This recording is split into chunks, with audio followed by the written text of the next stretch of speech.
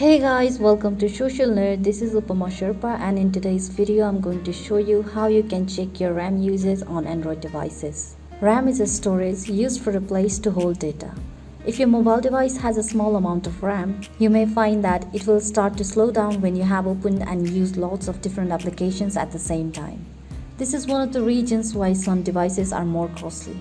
More expensive devices will usually have a large amount of RAM and will be able to run more applications at the same time without slowing down as much. So clearing the RAM will close and reset all running applications to speed up your mobile device. You will notice improved performance on your device until there are too many apps open and running in the background again. It is good to practice to close down applications regularly.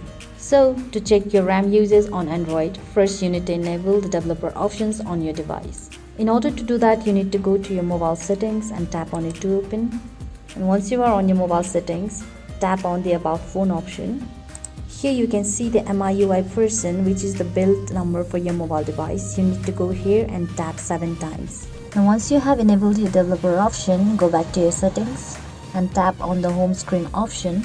Go to the recents and tap on Show Memory Status. As the toggle turns blue, tap on the recent tab of your Android phone. Now here at the top of the screen, what you see is the RAM usage for your mobile device. What this generally means is out of 6 GB RAM, 2.2 has been used by system and other applications on my mobile device. Here, if you ever want to know how much RAM is on your mobile device, you can simply go to the settings, then tap on About Phone option. Go down a little further and here you can see all specs options, tap on it. And here you can see all the informations of the devices including RAM. So that's it for today guys. Thanks for watching the video. Don't forget to hit the like button if it was helpful, subscribe to the channel and stay updated for more videos like this. Bye bye.